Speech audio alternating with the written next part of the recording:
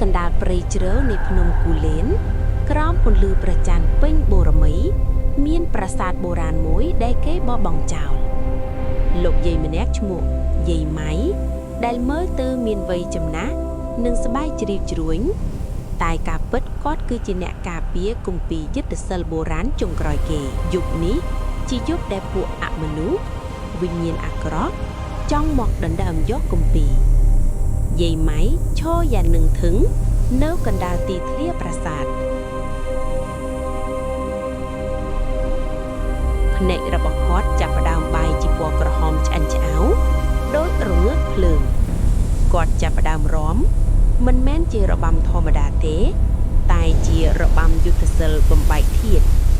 រាល់ការគ្រូវីដៃរបស់គាត់បង្កើតបានជាខ្សែពន្លឺពណ៌មាសនិងក្រហមរត់បង្វិលជារង្វង់អាគម Magic Circles នៅជុំវិញខ្លួនផ្សែងអរពណ៌សចាប់ផ្ដើមហោះចេញពីដីហ៊ុំព័ទ្ធរាងកាយគាត់បង្កើតជាទិដ្ឋភាពដ៏គួរឲ្យខ្លាចនិងអស្ចារ្យមួយប្រព្រឹត្តភ្នែកគាត់បានប្រមូលថាមពលនៅចុងម្រាមដៃហើយបញ្ចេញពន្លឺរុញច្រានពួកអមនុស្សឲ្យខ្ទាតទៅឆ្ងាយដោយមិនចាំបាច់មិនមែនគ្រាន់តែជាការរំទេវាគឺជាការដាស់វិញ្ញាណអ្នកចម្បាំងបុរាណឲ្យមកការពារទឹកដី